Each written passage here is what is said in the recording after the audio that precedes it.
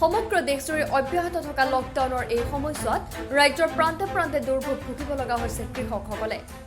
বজাৰৰ অভাৱৰ বাবে কৃষকৰ উৎপাদিত কৃষিজাত সামগ্ৰী পথাৰতে গেলি পচি যোৱা দেখা গৈছে।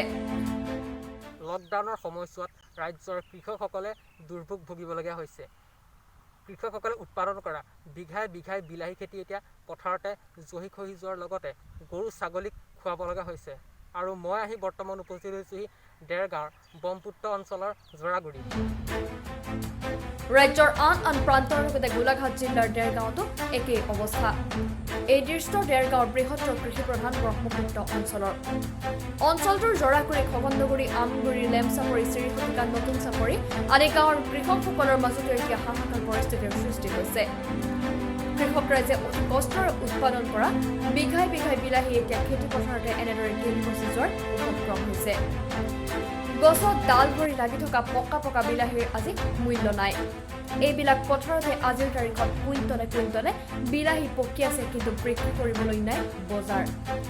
ৰাজ্যৰ কৃষি বিভাগৰ নাই কোনো আঁচনি, যাৰ বাবে এনেদৰে কৃষকে গৰু ছাগলীক খুৱাই দিব লগা হৈছে কষ্টৰে উৎপাদিত কৰা বৃহৎ পৰিমাণৰ বিলাহী।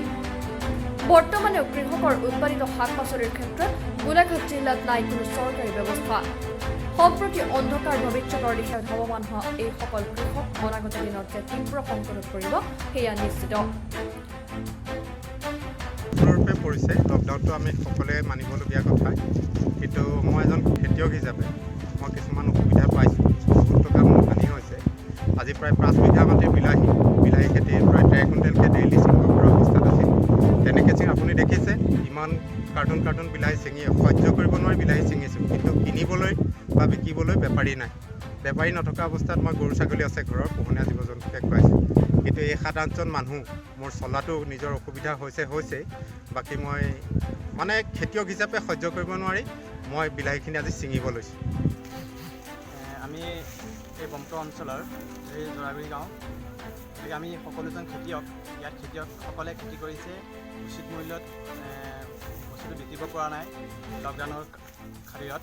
গতিকে আমাৰ ওচৰতে বোকাহাট সমষ্টিৰ বিধায়ক অতুল বৰা আছে ডাঙৰীয়া কৃষিমন্ত্ৰী, আৰু আমাৰ খুমটাই সমষ্টিৰ বিধায়ক মৃণাল শইকীয়াই ইয়াৰ ওপৰত বিহিত ব্যৱস্থা কৰিব পাৰে।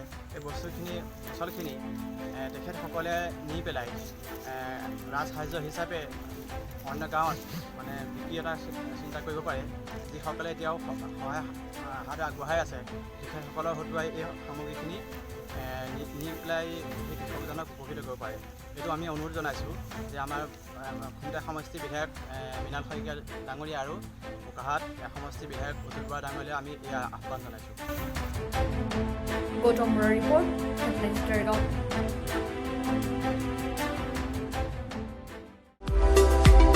আপুনি নিশ্চয় পুৱাই উঠি একাপ চাহৰ সোৱাদ ল'ব বিচাৰে। দেৰগাঁও ৰেডটিৰ সৈতে পুৱাই লওক একাপ চাহৰ সোৱাদ। ৰেডটি খাওক আৰু দিনটোলৈ সতেজ কৰি ৰাখক নিজকে। দেৰগাঁও ৰেডটি ক্ৰয় কৰিবলৈ আপুনি আহক দেৰগাঁও ষ্টেট বেংকৰ সমীপত ৰেডটিৰ নিৰ্ভৰযোগ্য প্ৰতিষ্ঠান SSK টি ফেক্টৰী। যোগাযোগ নম্বৰ 8254910416। গতিকে এতিয়া ৰেডটি খাওক, সতেজ কৰি তোলক প্ৰতিটো পুৱা।